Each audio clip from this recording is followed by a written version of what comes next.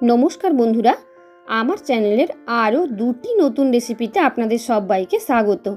কারণ আজকে রয়েছে দুটো একদম মন ভালো করা ঠান্ডা ঠান্ডা রেসিপি। তো রেসিপি দুটো দেখতে যতটা সুন্দর, খেতে তার চেয়ে অনেক অনেক বেশি সুন্দর। তো চলো দুটো রেসিপি শুরু থেকে শেষ অবধি দেখতে থাকো। আর অবশ্যই রেসিপি ভালো লাগলে লাইক, কমেন্ট, শেয়ার আর চ্যানেলটাকে সাবস্ক্রাইব করে দেওয়ার অনুরোধ তোমাদের সবার কাছে রইল।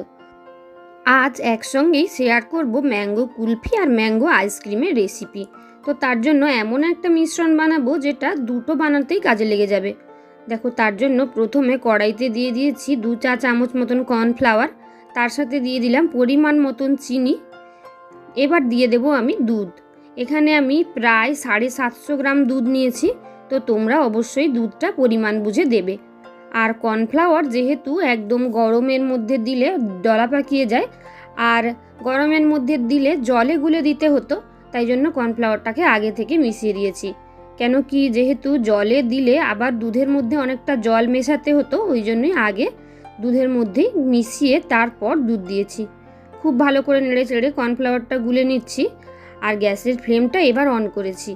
আর গ্যাসের ফ্লেমটা অন করে দুধটা সামান্য পরিমাণে গরম হলেই এর মধ্যে আমি দিয়ে দেব একটা 10 টাকার প্যাকেটের গুঁড়ো দুধ। তার কারণ এই গুঁড়ো দুধ যেমন ঠান্ডা দুধের মধ্যে দেওয়া যায় না, তেমনি অতিরিক্ত গরম হয়ে গেলে দিলে একটা ডেলা ডেলা পাকিয়ে যায়। তাই এভাবে ঈষৎ উষ্ণ দুধের মধ্যেই দিয়ে ভালো করে মিশিয়ে নিতে হবে। এতে দেখো কোনো রকম ডেলা পাকায়নি। আর খুব ভালো করে এভাবে নেড়ে চেড়ে সব কিছু মিশিয়ে নিতে হবে।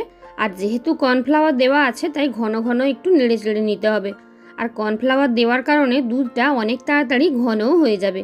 এবার অল্প একটু এলাচের গুঁড়ো মিশিয়ে নিয়ে গ্যাসের ফ্লেমটা এবার অফ করে মালাইটা ঠান্ডা হতে দেব। আর ততক্ষণে আমি আম থেকে আটিটা বের করে রেডি করে রাখবো, যার ভেতরে আমি ওই ঠান্ডা হওয়া মালাইটা ভরবো। তার জন্য দেখো, দুটো আম নিয়ে আম দুটোকে ছুরির সাহায্যে আগে বোঁটাগুলো কেটে নিচ্ছি। আর তা বোঁটাটা একটু বেশি করেই কাটতে হবে। আর তারপর এভাবে ছুরি দিয়ে কিংবা চামচ দিয়ে আলগা করে আমের যে আঁটি থাকে, ওই আঁটির চারিদিক ভালো করে এভাবে আলগা করে নিতে হবে যতটা পারা যায়। দেখো, এভাবে খুব সুন্দর করে ছুরির সাহায্যে কিংবা চামচের সাহায্যেও হয়ে যায়, যেহেতু পাকা আম। এবার একটা সাঁড়াশি কিংবা বড় চিমটে দিয়ে ভালো করে 2-3 বার ঘুরিয়ে ঘুরিয়ে নিলেই সুন্দরভাবে আমের আঁটিটা আলগা হয়ে বেরিয়ে আসবে। দেখো কত সুন্দরভাবে একটা আমের আঁটি বেরিয়ে গেছে। একইভাবে অন্য আমের আঁটিটাও বের করে নিয়েছি। এবার দুটো কাপের ওপর রেখেছি, যাতে ফ্রিজের মধ্যে যখন আমি বসাবো তখন না পড়ে যায়। আর তারপর ওই ফাঁকা জায়গাটার মধ্যে মালাইটা দিয়ে ভরে নিচ্ছি। মালাইটা কিন্তু একদমই ঠান্ডা হয়ে গেছে, তাই জন্যই আমি ভরছি এই আমের মধ্যে।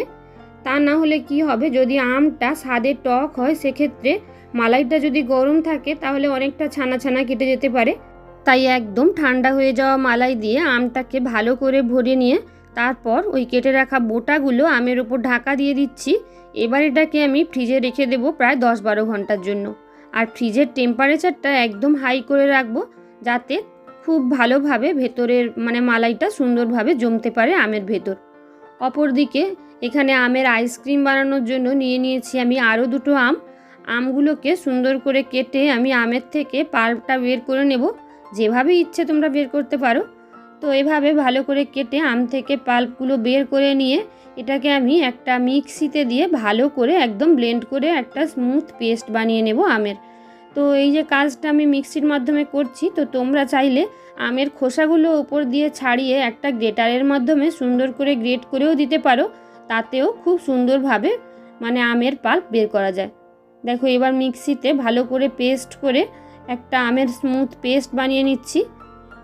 এই পেস্টের মধ্যেই এবার মিশিয়ে দেব আমি বাদবাকি মালাইটা যতটা বেঁচে ছিল।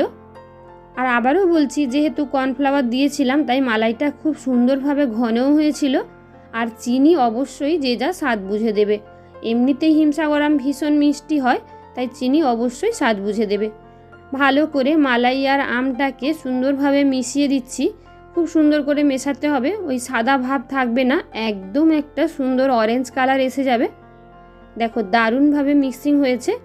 এবার আইসক্রিম মোল্ডের মধ্যে সবগুলোকে আমি ঢেলে নেব। তো যে যেমন আইসক্রিম মোল্ড আছে যার কাছে যেমন, সেভাবেই আইসক্রিম মোল্ডের মধ্যে ভরতে পারো। আর আইসক্রিম মোল্ড না থাকলেও তোমরা চায়ের কাপগুলো বা কফি কাপ যেগুলো হয় ওগুলোর মধ্যেও ভরে নিতে পারো। দেখো একেবারে সবগুলো মোল্ড কমপ্লিট হয়ে গেছে। এবার ঢাকা দিয়ে এটাকেও প্রায় 8-10 ঘন্টার জন্য ফ্রিজের মধ্যে আমি রেখে দেব। আর বন্ধুরা আবারও বলছি, ফ্রিজের টেম্পারেচার কিন্তু একদম হাই করে রাখবো।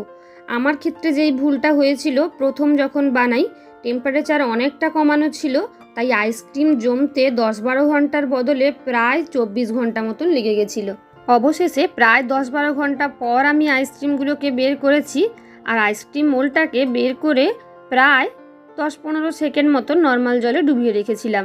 নর্মাল জলে না ডুবিয়ে আগে যদি টানা হিঁচড়া করা হয় সেক্ষেত্রে এই যে কাঠিগুলো বেরিয়ে আসবে, তাই অবশ্যই আগে নর্মাল জলে কিছুক্ষণ ডুবিয়ে রাখলে এত সুন্দরভাবে একদম মানে অরেঞ্জ কালারের পাকা আমের আইসক্রিম বেরিয়ে আসবে। তো দেখতেই দেখো কতটা লোভনীয় হয়ে গেছে। চলো আর একটা তোমাদের কেটে দেখাই। কুলফিটাও দেখো, আমের যে কুলফি, আমটা একদম শক্ত হয়ে গেছে ইটের মতনই। দেখো এবার খোসাটাকে ফেলে দিয়ে মানে মোটাটাকে ফেলে দিয়ে খোসাগুলোকে এভাবে একটা পিলারের সাহায্যে ছাড়িয়ে নিতে হবে। যেহেতু একদমই শক্ত তাই খুব সহজে খোসা ছেড়ে যাবে। এবার একটা ছুরির সাহায্যে আমটাকে যেভাবে ইচ্ছে এভাবে চওড়াভাবে পিস করতে পারো, কিংবা 4 টুকরো করে তোমাদের যেভাবে ইচ্ছে কেটে সার্ভ করতে পারো। দেখতে দেখো কতটা লোভনীয়, আর সত্যি বলছি বানিয়ে খেলে তোমরা বুঝতে পারবে খেতেও ঠিক ততটাই সুন্দর। দুটোই মানে আইসক্রিম বলো কিংবা কুলফি, দুটোর স্বাদ কোনোটারই কোনো অংশে কম নয়। দুটোই মানে সমানভাবে সুন্দর লেগেছে আমার কাছে। তো তোমরাও অবশ্যই এই গরমের মধ্যে রেসিপিগুলো একবার ট্রাই করে দেখতে পারো। আশা করি তোমাদের ভালো লাগবে। আর রেসিপি ভালো লাগলে আরও নতুন নতুন রেসিপির আপডেট সবার প্রথমে পেতে নতুন বন্ধুরা ঝটপট চ্যানেলটাকে সাবস্ক্রাইব করে অল নোটিফিকেশান অন করে রেখো। আসছি নতুন কোনো রেসিপি নিয়ে, ততক্ষণের মতন সবাইকে টাটা।